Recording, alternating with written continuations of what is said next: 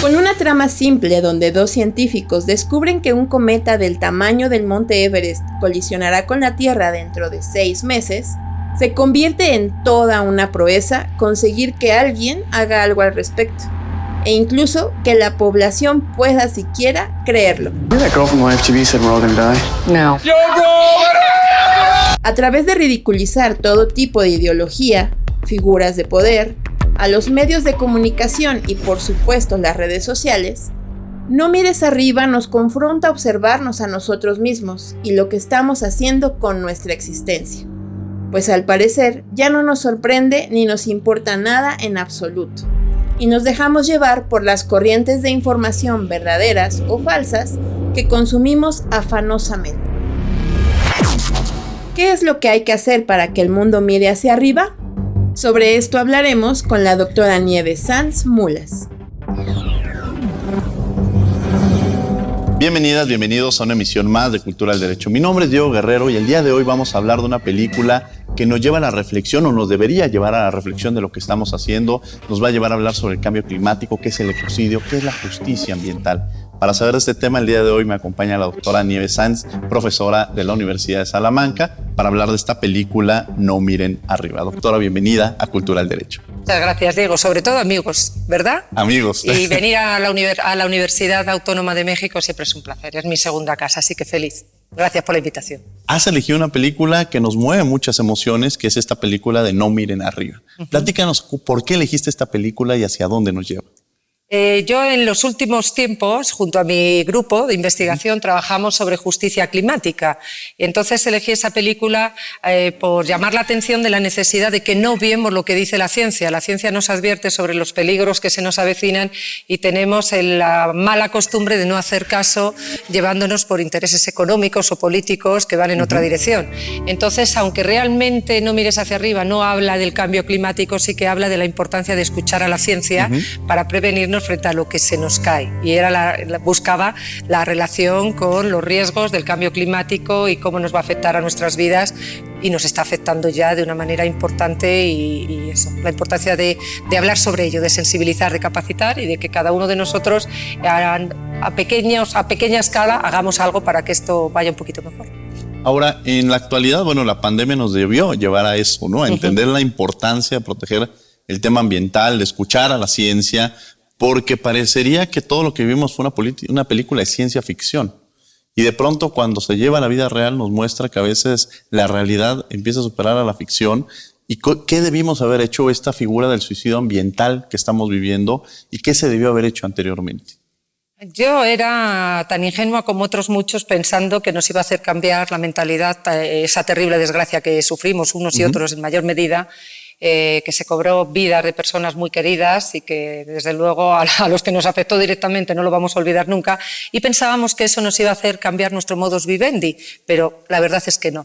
Los humanos pecamos de tener muy mala memoria, y al final resulta que todas las condiciones ambientales que se consiguieron cuando nos encerraron a los humanos en casa, que se volvieron a ver aguas cristalinas en Venecia, que se volvieron a ver delfines en lugares donde habían desaparecido, pues inmediatamente, en búsqueda del crecimiento económico perdido durante el parón, hemos vuelto a alcanzar otra vez los niveles de emisión de dióxido de carbono de antes de la pandemia, con lo cual, desgraciadamente, no hemos aprendido nada.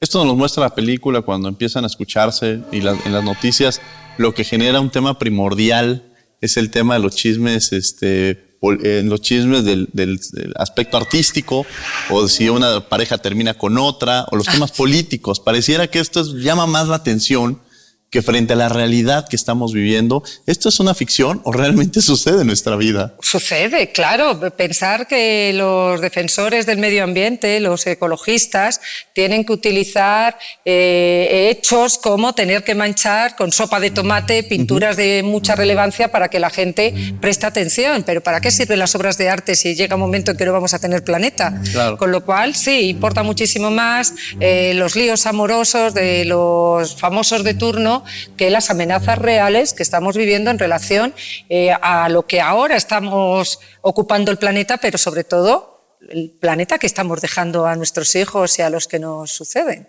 Sucede también algo en la película, o ya viendo también en el interés que has mostrado en estos temas, cómo hay países que se ven beneficiados explotando a otros países. Es decir, estos países más desarrollados frente a estos en vías de desarrollo. Pareciera que esta parte es dentro del contexto que estamos viviendo, ¿no? Esto, como todo, es un tema económico. Entonces, frenar las emisiones de gases de efecto invernadero, evidentemente implica paralizar un poco la producción, algo que nadie quiere porque todo el mundo quiere seguir creciendo.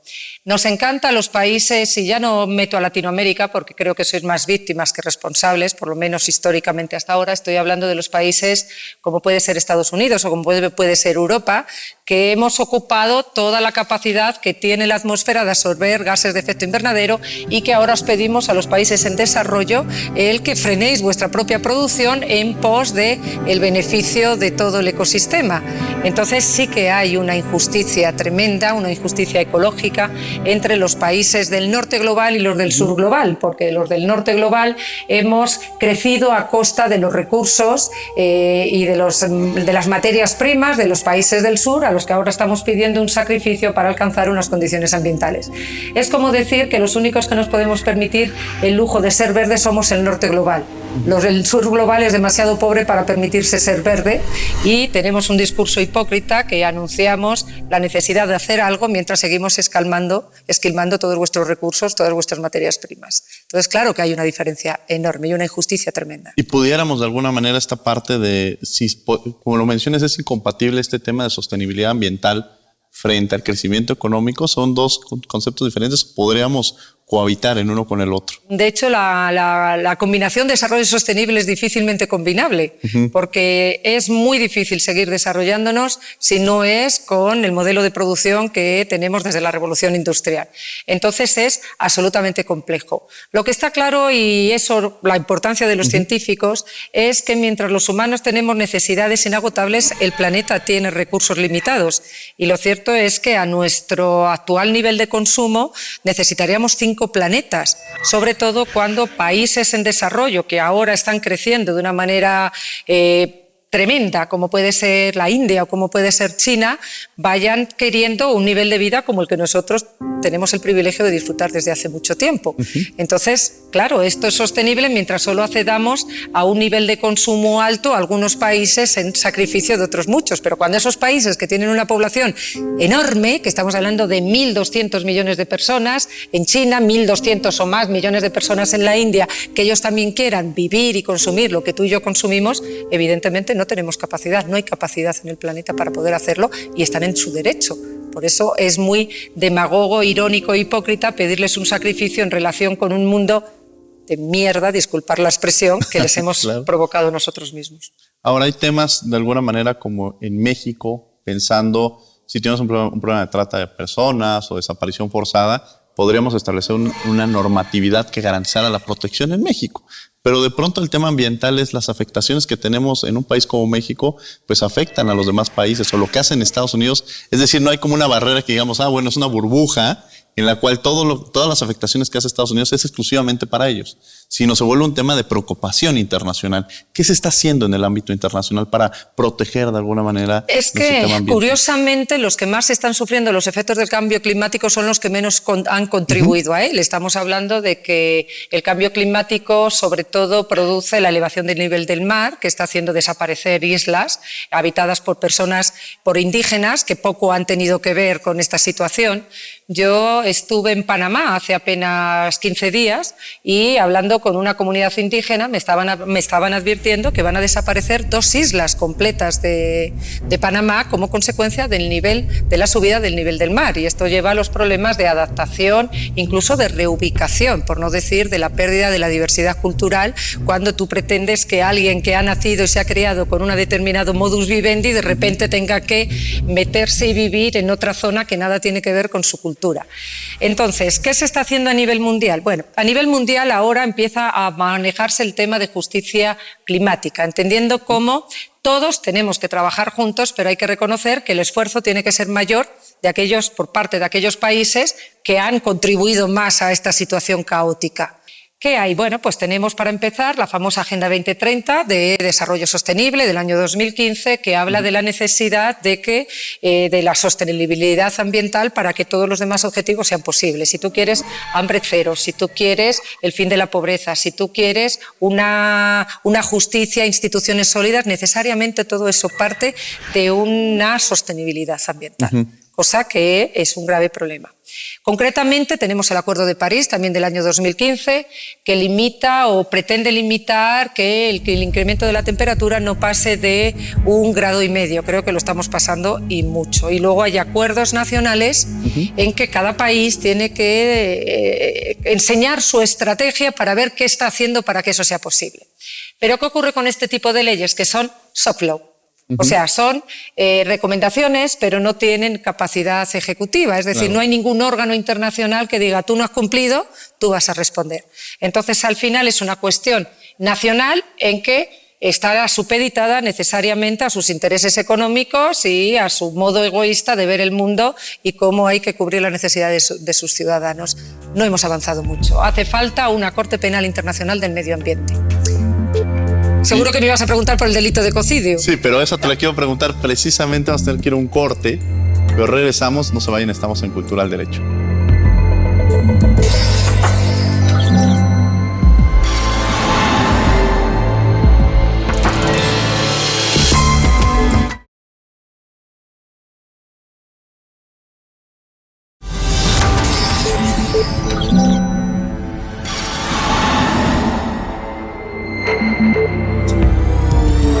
Estamos de regreso en Cultura al Derecho, platicando de esta película No miren arriba con la doctora Annie Besant, quien es catedrática de la Universidad de Salamanca. Y bueno, ya estábamos en este proceso de entender la importancia de proteger el tema ambiental, y el penal, el derecho penal se involucra en esta figura que hemos visto mucho y que incluso has escrito, la figura del ecocidio. ¿Qué es esto del ecocidio?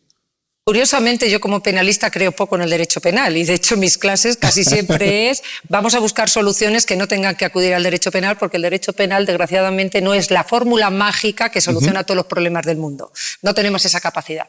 Pero sin embargo, cuando hablamos de los grandes atentados al medio ambiente, resulta que viendo la ineficacia de las medidas administrativas, de las medidas incluso penales a nivel nacional, se habla de la necesidad de una figura, como puede ser el ecocidio, que se pudiera convertir en el quinto crimen contra la humanidad y, por tanto, competencia de la Corte Penal Internacional, incluida en el Estatuto de Roma. ¿Qué ocurre? Pues se dan varios problemas.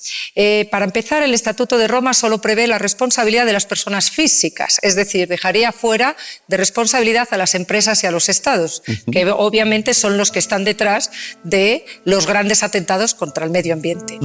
Tampoco prevé la figura de la imprudencia, y difícilmente tú puedes demostrar la intencionalidad de una empresa o de un Estado para cometer un grave atentado al medio ambiente, porque la vía sería verlo como una actividad imprudente y que respondiera por ella. Tampoco se prevé la responsabilidad penal de las personas jurídicas, como habíamos dicho, y además requiere una mayoría muy privilegiada dentro de todos los conformantes de la Corte Penal Internacional, de modo que si se aprobara sin el beneplácito de determinado número de estados, tienen la excusa para abandonar el Estatuto de Roma. Entonces, tal y como está el mundo, en que creo que ahora mismo no volveríamos a hacer jamás una Declaración Universal de los Derechos Humanos, ni volveríamos a hacer acuerdos tan esenciales como aquellos en los que nos estamos sustentando, pese a tener ya 50 años, no podemos poner esa excusa para que se acaben yendo algunos países que están ahora en el Estatuto de Roma. Por eso, la opción es una Corte Penal Internacional del Medio Ambiente, o sea, crear al efecto una Corte Penal Internacional del Medio Ambiente que sacara su propio delito de ecocidio y que obligara a las leyes nacionales a armonizar sus legislaciones de modo que todos tuviéramos el delito de ecocidio y, por tanto, cupiera la cooperación internacional a nivel policial, judicial, etcétera, entre los diferentes estados. Ahora, en esta parte que mencionas, lo complejo que también resulta el establecer estas sanciones en lo micro y en lo macro. De pronto se me ocurre que es un tema no solamente de responsabilidad estatal, sino quienes nos están viendo, pues cómo estamos garantizando y protegiendo el tema ambiental. Somos también responsables de alguna manera cuando consumimos, cuando estamos comprando una cantidad excesiva de ropa innecesaria o cuando no separamos la basura. Todo esto formamos parte de... y quizá podríamos justificar y decir es que el Estado no está haciendo nada, pero también internamente hay una responsabilidad de lo que tenemos que hacer. Entonces, estas sanciones micro, es decir, al ciudadano que también se concientice, y como tú lo decías, el derecho penal no es esa fórmula que nos va a solucionar todo. Quizás si decimos, va a haber una sanción, pues a veces pensamos, pero a mí no me va a tocar. Y pensamos que nunca nos va a llegar y seguimos generando estas acciones. Estos cambios que a través de la educación se puedan construir socialmente, y esta responsabilidad, ya llevándolo no solamente individual, sino irlo avanzando hasta la responsabilidad de las empresas, cómo sancionar a las empresas y sucesivamente también a los estados que no cumplan con las normas internacionales, que desafortunadamente, como tú lo dices, partamos de eso. Estamos en un tema de recomendaciones que no tenemos las sanciones que permitan que los estados se concienticen, porque si bien el derecho penal no es esta varita mágica que lo soluciona, pero sí es una llamada de atención de decir, bueno, pues es una recomendación. Entonces, como cuando uno le decían, oye, ¿quieres o no quieres? Pues es una recomendación. Pero si ya cuando me decía mi mamá, tú piensas, si vas a salir, va a haber una sanción, si no llegas a la hora, ahí ya uno le medía, ¿no? Entonces, esta parte de las sanciones, de la responsabilidad individual y de esta responsabilidad colectiva.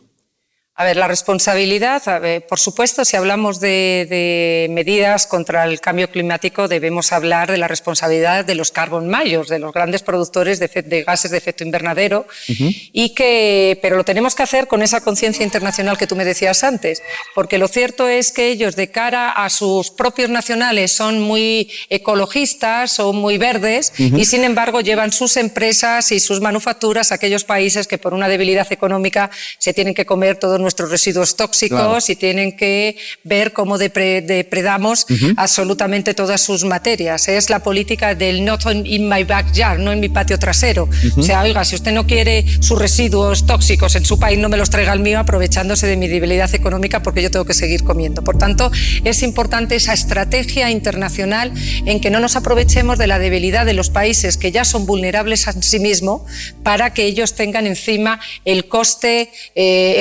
en todos los sentidos, tanto económico como de salud, de esta nueva filosofía verde de los países del primer mundo.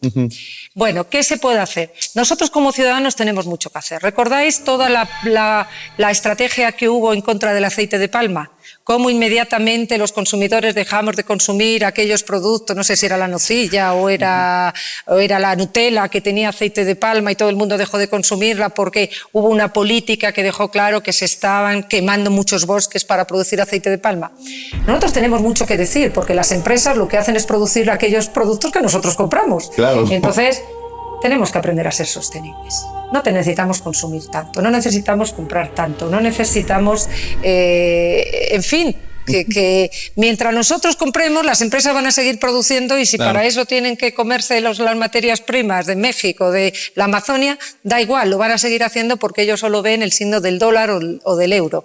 Depende mucho también de lo que hagamos los ciudadanos. Yo, como profesora universitaria, además es un mandato tanto de la Agenda 2030 como del Acuerdo de París, es la necesidad de que las universidades, y esto es algo que también yo invito a la UNAM, por la grandísima universidad que es y la capacidad que tiene de llegar a muchísima gente, la necesidad de capacitar y sensibilizar en los objetivos de desarrollo sostenible, y sobre todo en lo que tiene que ver con el cambio climático, y cómo todos con nuestras pequeñas actuaciones podemos producir grandes cambios. Esto no es un problema ajeno, esto es un problema que nos afecta, y nos afecta de una forma importantísima. O sea, hay que hablar de justicia climática, hay que hablar de cambio climático, hay que hablar de las consecuencias que tiene a nivel social, porque parece que el cambio climático siempre lo hemos relacionado con las ciencias puras, ¿no? Como algo que solo le atañe a la física, a la geología, a la biología. No, los que lo sufrimos somos humanos. Claro. No puede haber una involucración más directa en las ciencias humanas. El derecho,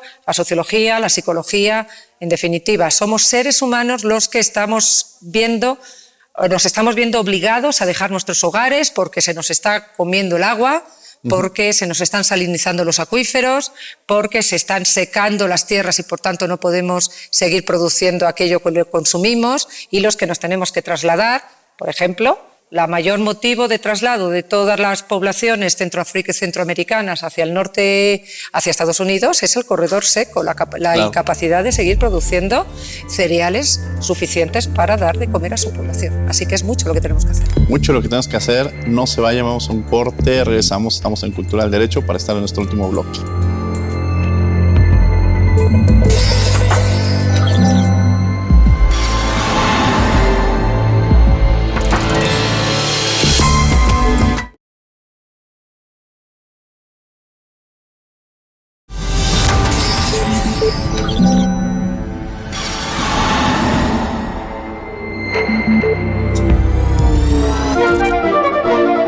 Ciclos sinantrópicos y zoonosis. Puede ser que el fin del mundo no se materialice como un objeto cayendo del cielo. En nuestro planeta están sucediendo cosas en este preciso momento que son potencialmente igual de peligrosas como un fenómeno espacial. Por ejemplo, la zoonosis. Pero antes entendamos algunos conceptos. La sinantropía es la capacidad de ciertos animales de habitar y beneficiarse de ecosistemas urbanos, sin considerar entre ellos las mascotas. Estos animales tienden a tener parásitos que desarrollan su ciclo de vida dentro de los mismos. Cualquiera de estos parásitos tiene la capacidad de transmitirse de forma natural de los animales al ser humano. Y viceversa. A estos procesos se le conoce como zoonosis. Algunos investigadores la definen como zooantroponosis a las enfermedades que los animales contagian al ser humano, y cuando se da de manera bidireccional y de igual magnitud se le llama anfixenosis. Según la Organización Mundial de la Salud, existen más de 200 tipos de zoonosis, patógenos que pueden ser bacterias, virus, parásitos o agentes no convencionales con la capacidad de propagarse a los seres humanos por contacto directo o a través de los alimentos, el agua o el medio ambiente. Son un problema de salud pública en todo el mundo debido a nuestra estrecha relación con los animales en el medio agrícola y en el entorno natural. Las zoonosis representan un gran porcentaje de todas las enfermedades infecciosas recientemente identificadas, así como de muchas de las ya existentes. Algunas enfermedades, como la provocada por el VIH, comienzan como una zoonosis, pero más tarde mutan a cepas exclusivas de los humanos. Otras zoonosis pueden causar brotes recurrentes de enfermedades, como la enfermedad por el virus del ébola y la salmonelosis. Otras, como el COVID-19, causada por el nuevo coronavirus, tiene el potencial de causar pandemias mundiales.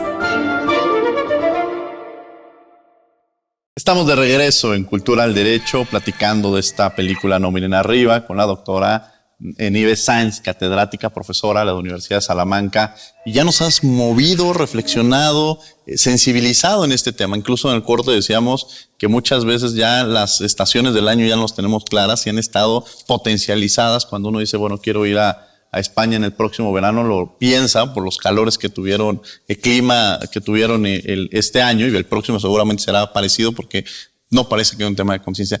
En estas reflexiones y con algo con lo que quiera cerrar, ¿qué tendríamos que hacer? Y sobre todo un mensaje a nuestro público que nos está viendo. Pues el mensaje, lo que acabamos de decir al final, no esperemos que algo que nos afecta a nosotros en nuestra vida diaria lo resuelvan siempre los de arriba. Es muy fácil echar la culpa al Estado y es muy fácil echar la culpa a la sociedad. ¿Qué es la sociedad? Pues la sociedad somos la suma de todos nosotros. Nosotros tenemos que actuar desde nuestra propia individualidad con un consumo responsable para ir contribuyendo, y eso es lo único que nos legitima a pedir luego al Estado y a las empresas que ellos también lo hagan. El resultado de todo, pues que nuestro planeta, que es el único sitio donde podemos vivir, porque como el artículo ese que tú has leído, sí, al final digo, recordemos que el dinero ni se come ni se bebe ni mucho menos se respira. Ocupabas un concepto anteriormente que es de justicia climática. ¿Qué es esto de justicia ecológica o justicia climática? Justicia climática es la búsqueda de cómo nos podemos adaptar y hacer frente al cambio climático como una realidad que ya está aquí, pero haciéndolo de una manera equitativa, teniendo en cuenta en qué modo hemos contribuido a esta situación y en qué modo, por tanto, es mayor nuestra responsabilidad. No se trata de que todos ahora tengamos que trabajar en la misma proporción. Aquellos culpables son más responsables y tienen que ayudar encima a los más vulnerables a que se adapten y hagan frente a una situación en la que ellos ni siquiera han contribuido.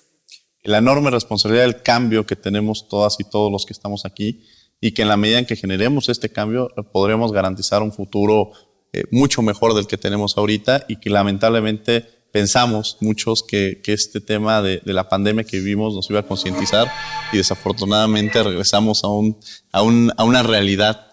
Pensamos que iba a haber un cambio y este cambio no lo hemos vivido, pero sí lo podemos hacer, y ese es un poco el mensaje. Querida amiga, doctora y destacada profesora de la Universidad de Salamanca, muchas gracias, doctora Nieves Sáenz, por haber estado con nosotros aquí en Cultura del Derecho. Un placer, como siempre, querido Diego.